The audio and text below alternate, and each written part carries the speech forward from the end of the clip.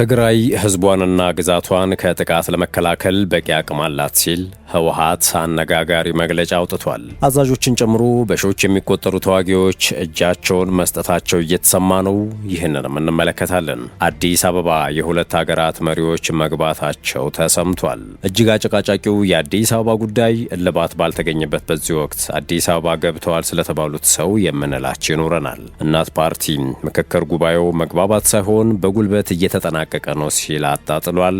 የጥንቅራችን ትኩረት ነው። ጤና ይስጥልን ውድ ቤተሰቦቻችን፣ የሰዓቱ የመረጃ ጥንቅራችን ነው ተጀመረ። ቀደም ሲል ያነሳናቸውንና ሌሎችንም ወቅታዊ ጉዳዮችን የምናስመለክታችሁ ይሆናል። እንደተለመደው እየሰማችሁን አብራችሁን ቆዩ አክብሮታዊ ግብዣችን ነው።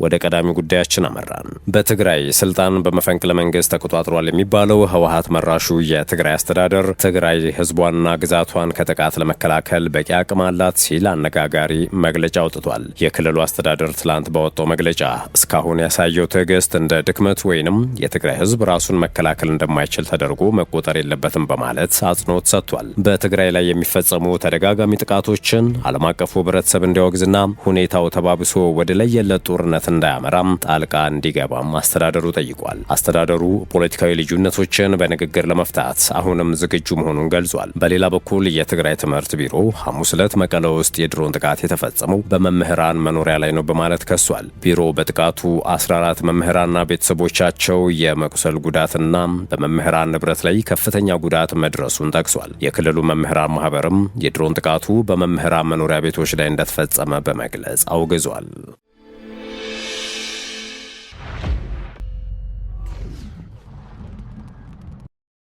የቀድሞ የኬንያ ፕሬዝዳንት ኡሁሩ ኬንያታ በአዲስ አበባ በሚካሄደው የብሔራዊ ምክክር ኮንፈረንስ ማጠቃለያ ላይ ለመሳተፍ አዲስ አበባ ገብተዋል። የቀድሞ የኬንያ ፕሬዝዳንት ኡሁሩ ኬንያታ በኢትዮጵያ ኮንቬንሽን ማዕከል በሚካሄደው የኢትዮጵያ ብሔራዊ ምክክር ኮንፈረንስ ማጠቃለያ ስነ ስርዓት ላይ ለመሳተፍ ትላንት ማምሻውን አዲስ አበባ ገብተዋል። የቀድሞ ፕሬዝዳንት በበዓሉ ላይ እንዲገኙ ጥሪ የቀረበላቸው በኢትዮጵያ ብሔራዊ ምክክር ኮሚሽን ሲሆን ጥሪውም በአካባቢው ሰላም ግንባታና አሳታፊ የፖለቲካ ውይይቶችን በማጎልበት ረገድ ያደርጉት ቀጣይነት ያለው አስተዋጽኦም እውቅና ለመስጠት የተደረገ እንደሆነ ተገልጿል። ይህ ብሔራዊ የምክክር ኮንፈረንስ ልዩ ልዩ የኢትዮጵያ ህብረተሰብ ክፍሎች ወኪሎችን በአንድ ፕላትፎርም በማሰባሰብ በሀገራዊ ወሳኝ ጉዳዮች ላይ ለመምከር የጋራ መናበብን ለመፍጠርና በሰላማዊ የፖለቲካ ውይይት መግባባትን ለማስፈን ያለመ ነው ተብሏል። ፕሬዝዳንቱ ኡሁሩ ኬንያታ በዚህ የማጠቃለያ ስነ ስርዓት ላይ መገኘታቸው የኢትዮጵያ ብሔራዊ የምክክር ሂደት በሀያሉ የአፍሪካ ቀንድ ቀጠና ውስጥ ሰላምን፣ ዘላቂ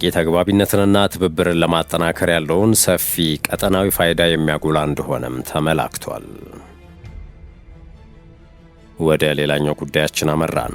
እናት ፓርቲ የሀገራዊ ምክክሩ ሂደት ከመርህ የወጣ ነበር ሲል ተችቷል። እናት ፓርቲ የሀገራዊ ምክክሩ ሂደት ከመርህና ከስክነት ይልቅ በጉልበት የተመራ በመሆኑ ተቀባይነት ያለው ውጤት ማስገኘት አልቻለም ሲል ተችቷል። ፓርቲው በሰጠው መግለጫ ከመነሻው ጀምሮ በሀገራዊ ምክክሩ ሂደት የጎሉ ችግሮች መኖራቸውን ሲያሳውቅ መቆየቱን ገልጿል። የሂደቱ ግልጽነት መጓደል፣ የገዢው ፓርቲ ተጽዕኖ መኖርና የተሳታፊዎች ምክረ ሀሳብ በተገቢው መንገድ አለመታየት ከችግሮቹ መካከል እንደሆኑ ጠቁሟል። እንደ እናት ፓርቲ ገለጻ የምክክሩ ሂደት መመሪያ በአንድ ጉዳይ ላይ ስምምነት እንዳለ ለማረጋገጥ 75 በመቶ የተሳታፊዎች ድጋፍ እንደሚያስፈልግ ቢደነግግም ይህ አሰራር በተግባር አልተከበረም ብሏል። ፓርቲው በተለይ የአዲስ አበባ ጉዳይ በምክክሩ ወቅት አከራካሪ ሆኖ መቆየቱን በመጠቆም በምክክር ተሳታፊዎች መካከል የተደረሰ ስምምነት በኋላ በተለየ መንገድ እንደገና መነሳቱን ተችቷል። ይህም የምክክሩ ኮሚሽን የያዘውን መርህ በተግባር እንዳልተከተለ ያሳያል ሲል ገልጿል። እናት ፓርቲ የሀገራዊ ምክክሩ ቁልፍ የሀገር ችግሮችን ለመፍታት ከመርዳት ይልቅ ነባሩን ቀውስ የሚያወሳስብ ሆኗል ብሏል።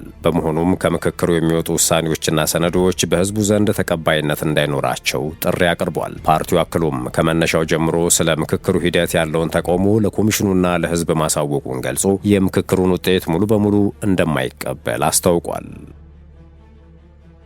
ኢትዮጵያ በኬንያ በሚገነባው የነዳጅ ማጣሪያ ፋብሪካ ድርሻ መግዛት ትፈልጋለች ተባለ። የአፍሪካ ቁጥር 1 ቢሊዮነር ናይጄሪያዊው አሊኮ ዳንጎቴ በኬንያ ላሙ አካባቢ ለመገንባት ላቀዱትና በቀን 700 ሺህ በርሜል ነዳጅ የማጣራት አቅም የሚኖረው ግዙፍ የነዳጅ ማጣሪያ ፋብሪካ ለመገንባት ማቀዳቸው ይታወቃል። ይህ ፕሮጀክት የምስራቅ አፍሪካ ሀገራት የ30 በመቶ የባለቤትነት ድርሻ እንዲገዙ ጥያቄ ያቀረበ ሲሆን ኢትዮጵያ የተወሰነ ድርሻ የመግዛት ፍላጎት እንዳላት ተገልጿል።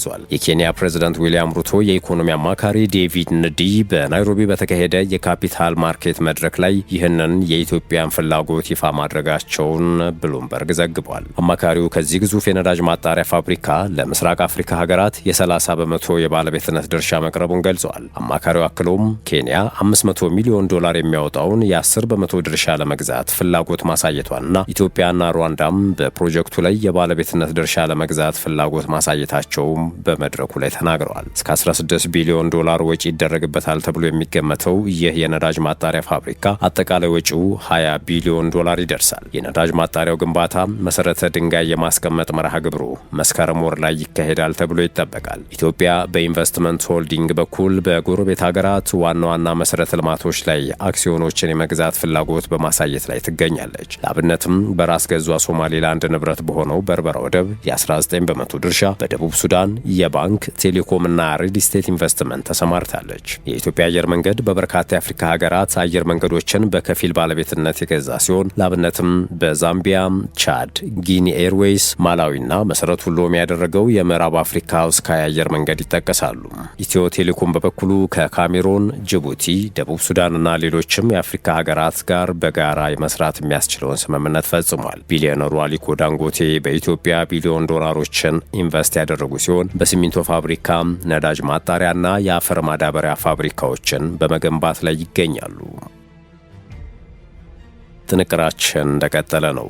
የአፍሪካ ህብረት ለአፍሪካ ቀንድ ሰላምና መረጋጋት የሚያደርገውን ጥረት እንዲደግፉ በቅርቡ በድጋሚ የተሾሙት የቀድሞ የናይጄሪያ ፕሬዝዳንት ኦሉሴጉን ኦባሳንጆ አስታውቀዋል። ኦባሳንጆ ይህንን ያሉት ትላንት ከህብረቱ ኮሚሽን ሊቀመንበር ሙሐሙድ አሊ ዩሱፍ ጋር ተገናኝተው በተወያዩበት ወቅት ነው። የአፍሪካ ህብረት ውይይቱን አስመልክቶ ባወጣው አጭር መግለጫ ሁለቱ ወገኖች በቀጠናው ባሉ ጉዳዮችና ከአህጉሪቱ ጋር በተያያዙ ሌሎች ርዕሶች ላይ ሀሳብ መለወጣቸውን አስታውቋል። ዝርዝር ማብራሪያ ግን አልሰጠም። ውይይቱ በኢትዮጵያ ፌዴራል መንግስትና በህወሓት መካከል ያለው ውጥረት ወደ ሌላ ዙር ሙሉ ጦርነት ሊቀየር ይችላል የሚለው ስጋት ይበልጥ ካየለበት ወቅት ጋር ተገጣጥሟል። ኦባሳንጆም ባለፈው ግንቦት በድጋሚ የተሰጣቸው ኃላፊነት የአፍሪካ ህብረት ኮሚሽን ለአፍሪካ ቀንድ ሰላምና መረጋጋት የሚያደርገውን ጥረት መደገፍ የሚል ነው። መተማመንን ለመፍጠርና ቀጣይነት ያለው ውይይት እንዲኖር ለማድረግ ጉዳዩ ከሚመለከታቸው አካላትና ወገኖች ጋር በመገናኘት እንደሚሰሩ ሹመቱን አስመልክቶ በወጣው መግለጫ ላይ ተመላክቷል። ዋነኛ ተግባራቸው ግን በሰሜን ኢትዮጵያ ከቀጠለው ውጥረት ጋር የተገናኘ ነው። ባለፈው ሰኔ ወር ወደ መቀሌ የተጓዙት ኦባሳንጆ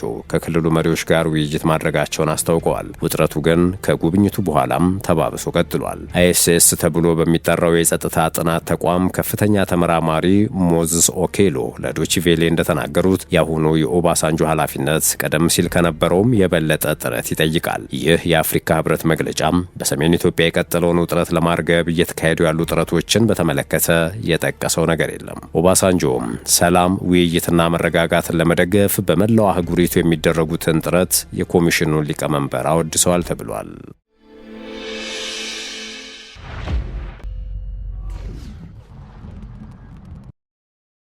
በመጨረሻም በሱዳን 4 ከፍተኛ አዛዦችን ጨምሮ ከ300 በላይ ተዋጊዎች ከፈጥኖ ደራሽ ኃይሉ ከርተው የሀገሪቱን ጦር ሰራዊት መቀላቀላቸው ተሰማ። በሱዳን 4 ከፍተኛ የወታደራዊ አዛዦችን ጨምሮ 318 የፈጥኖ ደራሽ ታጣቂ ኃይል አባላት ከድተው ወደ ሀገሪቱ ጦር ሰራዊት ተቀላቅለዋል የተባለው ተዋጊዎቹ እስከ 50 የሚደርሱ የጦር ተሽከርካሪዎችን ይዘው መግባታቸውን የሱዳን ጦር አስታውቋል። ቡድኑ በሰሜን ግዛት አልዳባ አካባቢ ከጦር ኃይሎች ጋር ለመቀላቀል መወሰኑም ተገልጿል። የሱዳን የድንበር ጠባቂዎች አዛዥ መሐመድ ሳሌህ የኑስ እንደተናገሩት ወደ ጦሩ ለመመለስ የመረጡትን ተዋጊዎች ሰራዊቱ በደስታ ይቀበላቸዋል። ወታደራዊ ኃይሉ በመላ ሀገሪቱ የዜጎችን ደህንነት ወደ ነበረበት ለመመለስ የሚያደርገውን ጥረት እንደሚቀጥልም አዛዡ አረጋግጠዋል። ወደ ማዕከላዊ መንግስቱ ጦር ከተቀላቀሉት ከፍተኛ የጦር አዛዦች መካከል ሌተናንት ኮሎኔል ሙሳ አሊ አህመድ ይገኙበታል። አዛዡ እንደገለጹት ውሳኔውን ያሳለፉት በታጣቂ ኃይሉ ውስጥ ነጻነት በመታጣቱና የተቃውሞ ድምፅ ማሰማት ባለመቻሉ እያሉ ነው። የሱዳንን አንድነት ለመጠበቅ ሲሉም እሳቸውና ቡድናቸው ወደ ጦር ሰራዊቱ ለመቀላቀል መምረጣቸውንም ተናግረዋል። በሱዳን እንደ አውሮፓውያን አቆጣጠር በ2023 የተነሳው ጦርነት በሀገሪቱ ጦር አዛዥ አብዱልፈታህ አልቡርሃንና በፈጥኖ ደራሽ ኃይሉ አዛዥ ጄኔራል መሐመድ ሐምዳን ዳጋሎ መካከል በተፈጠረ የስልጣን ሽኩቻ የተቀሰቀሰ ነው። ይህንንም ተከትሎ ሀገሪቱ በዓለም ላይ ካሉት ትልልቅ የመፈናቀል ቀውሶች ከገጠሟቸው ሀገራት ተርታ ተሰልፋለች። የተባበሩት መንግስታት ድርጅት መረጃ እንደሚያሳየው በዚሁ ጦርነት በ10 ሺዎች የሚቆጠሩ ሰዎች ተገድለዋል። በተጨማሪም ከ13 ሚሊዮን በላይ ሱዳናውያን ከቀያቸው ተፈናቅለዋል ሲል የዘገበው አፍሪካን ኒውስ ነው። ውድ የሸገር ታይምስ ቤተሰቦች የሰዓቱ የመረጃ ጥንቅራችን ይመስል ነበር። ስለተከታተላችሁን ከልብ አመሰገንን። በያላችሁበት ሰናይ ጊዜን ተመኘን።